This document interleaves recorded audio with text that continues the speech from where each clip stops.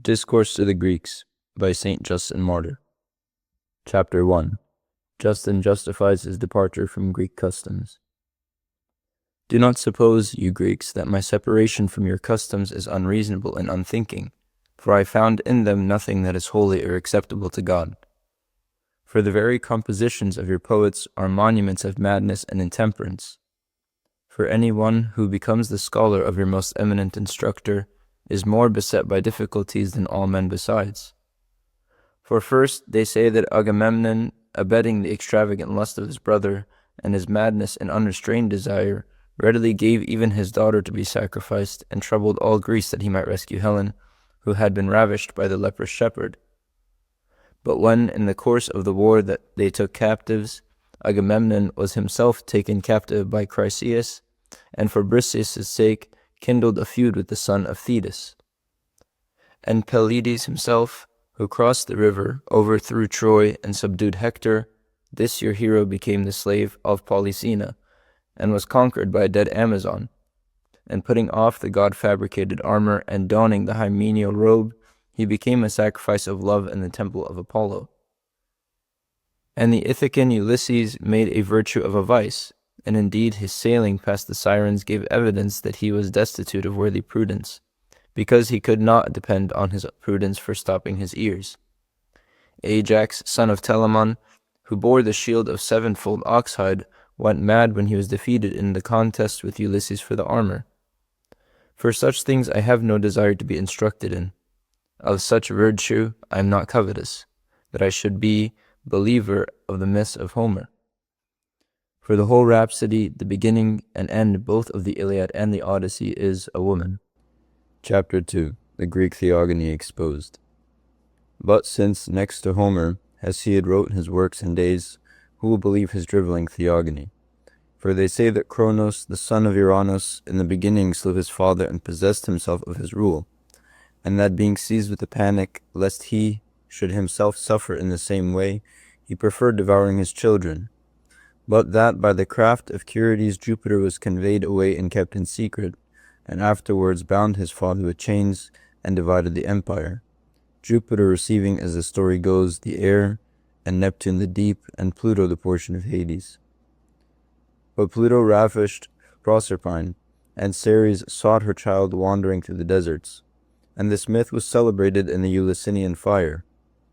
Again, Neptune ravished Melanope when she was drawing water, besides abusing a host of Nereids, not a few, whose names, were we to recount them, would cost us a multitude of words. And as for Jupiter, he was a various adulterer, with Antiope as a satyr, with Danae as a gold, and with Europa as a bull. With Leda, moreover, he assumed wings. For the love of Semele proved both his unchastity and the jealousy of Semele. And they say that he carried off the Phrygian Ganymede to be his cupbearer. These, then, are the exploits of the sons of Saturn. And your illustrious son of Latona, who professed soothsaying, convicted himself of lying. He pursued Daphne, but did not gain possession of her. And Hyacinthus, who loved him, he did not foretell his death.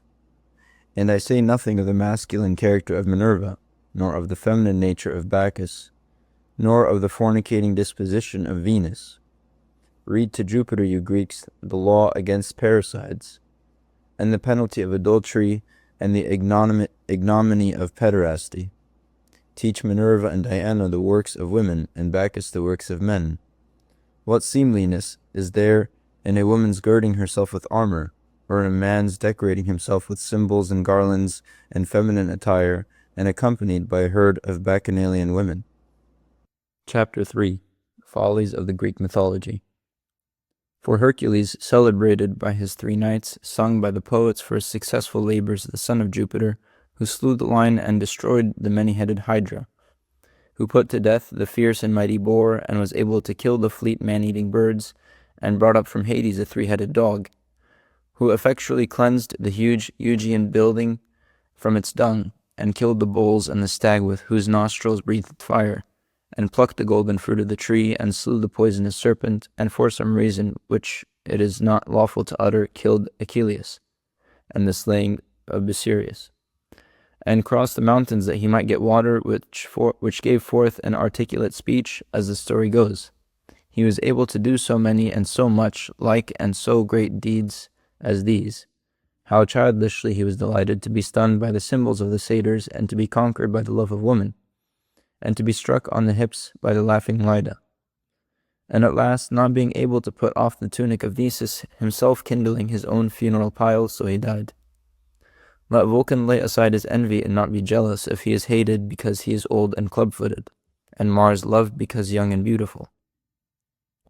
Since, therefore, you Greeks, your gods are convicted of intemperance, and your heroes are effeminate, as the histories on which your dramas are founded have declared, such as the curse of Atreus, and the bed of Thyestes, and the taint in the house of Pelops, and Danaus murdering through hatred, and making Aegyptus childless in the intoxication of his rage, and the Thyestean banquet spread by the Furies, and Procne is to this day flitting about, lamenting, and her sister of Athens shrills with her tongue cut out. For what need is there of speaking of the goad of Oedipus, and the murder of Laius, and the marrying his mother, and the mutual slaughter of those who are at once his brothers and his sons? Chapter 4. Shameless Practices of the Greeks. And your public assemblies I have come to hate, for there are excessive banquetings and subtle flutes which provoke to lustful movements, and useless and luxurious anointings and crowning with garlands. With such a mass of evils do you banish shame, and you fill your minds with them, and are carried away by intemperance, and indulge as a common practice in wicked and insane fornication.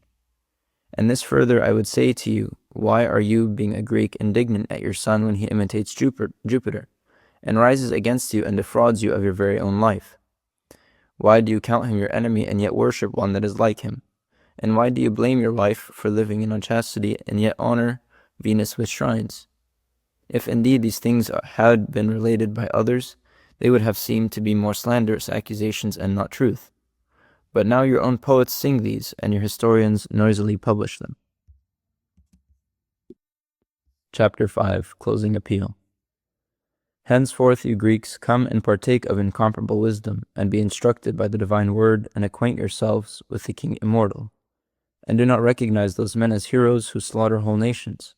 For our own ruler, the divine word, who even now constantly aids us, does not desire strength of body and beauty of feature, nor yet the high spirit of earth's nobility, but a pure soul, fortified by holiness and the watchwords of our King, holy actions, for through the word power passes into the soul.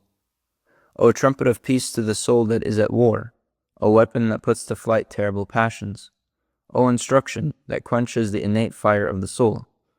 The word exercises as influence which does not make poets.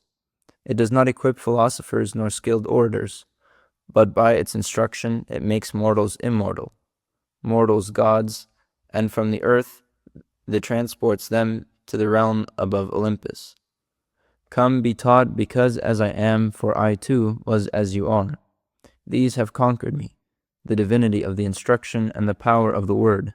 For as a skilled serpent charmer lures the terrible serpent from his den and causes it to flee, so the word drives the fearful passions of our sensual nature from the very recesses of the soul, first driving forth lust, through which every evil ill is begotten, hatreds, strife, envy, emulations, anger, and such like. Lust once banished, the soul becomes calm and serene, and being set free from the ills in which it was sunk up to the neck, it returns to him who made it. For it is fit that it be restored to that state whence it departed, whence every soul was or is.